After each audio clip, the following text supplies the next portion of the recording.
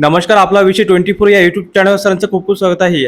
तर आजच्या व्हिडिओमध्ये आपण पाहणार आहोत शेतकरी सोलर पंप योजनेसंदर्भात.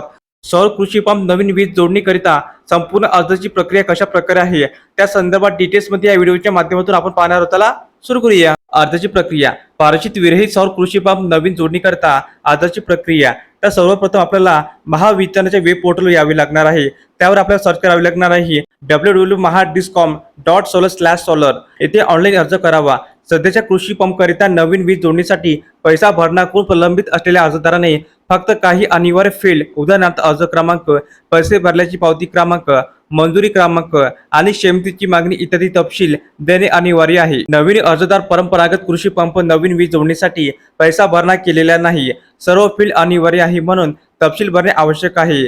त्यानंतर A1 फॉर्मवर संपूर्ण माहिती भरावी, सोबत कागदपत्राची प्रत अपलोड करावी. त्यानंतर आपल्याला 7/12 उतारा प्रत, आधार कार्ड, कास्ट प्रमाणपत्र, SC/ST लाभार्थ्यासाठी अर्जदाराने A1 फॉर्मवर घोषणापत्रावर सही करणे आवश्यक आहे.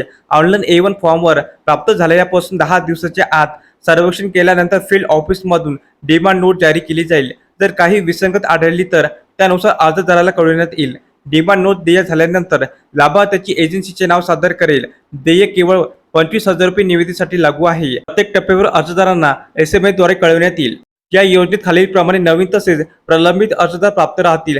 पैसे भरून प्रलंबित असलेले अर्जदार मार्च 2018 पूर्वी ज्यांना HVDS योजनेमध्ये 2,50,000 अधिक रकमेचा पायाभूत सुविधांची आवश्यकता आहे. 31/3/2018 नंतर सर्व पैसे भरून प्रलंबित असलेले अर्जदार 1/1/2019 पासून कृषी पंपासाठी सर्व नवीन अर्जदार 2,50,000 पेक्षा कमी रकमेचा पायाभूत सुविधा लागणाऱ्या HVDS मधील पैसे भरून प्रलंबित असलेला व या योजनेमध्ये सहभाग घेण्यास इच्छुक असलेले अर्जदार. लाभार्थी निवडीसाठी पात्रता निकष.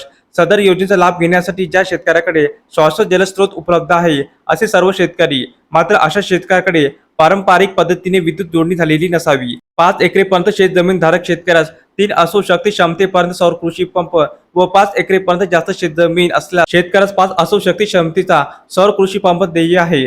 राज्यातील पारंपरिक ऊर्जेद्वारे विद्युतीकरण न झालेले शेतकरी. विद्युतीकरणासाठी वन विभागाची नाहरकत प्रमाणपत्र मिळत नसलेले शेतकरी महावितरण कंपनीकडे विद्युत जोडणीसाठी पैसे भरून हे प्रलंबित असणारी ग्राहकापैकी शेतकऱ्यापैकी त्यांना नजीकच्या काळात विद्युत जोडणी मिळणे शक्य नाही अशी शेतकरी. अतिदुर्गम भागात शेतकरी. महाराष्ट्र शासन सिंचन योजनेअंतर्गत लाभ घेतलेले शेतकरी. वैयक्तिक किंवा सामूहिक क्षेत्रे, नदी, विहीर, बोरवेल यांच्या शेजारील शेत जमीन धारक शेतकरी या योजनेस पात्र राहतील. सदर योजनेअंतर्गत सौर कृषी पंप सर्वसाधारण गटाच्या लाभार्थ्याकडून 10% व अनुदानित जातीच्या अनुसूचित जमातीच्या लाभार्थ्यासाठी 5% लाभार्थी हिस्सा म्हणून लाभार्थ्यास भरणे आवश्यक आहे. आणि अटल सौर योजनेमध्ये अर्जदारांनी आधीचे लाभ घेतलेले नसावे. तर अशा प्रकारे शेतकऱ्यांसाठी अतिशय महत्त्वपूर्ण माहिती या एपिसोडच्या माध्यमातून आपण पाहिली आहे. तर हा व्हिडिओ आपल्याला आवडला असेल तर चॅनलला नक्की सबस्क्राईब करा, लाईक करा, कमेंट करा आणि अशाच नवनवीन अपडेट मिळण्यासाठी आजचा विषय 24 या युट्यूब चॅनलला सबस्क्राईब करायला अजिबात विसरू नका. धन्यवाद.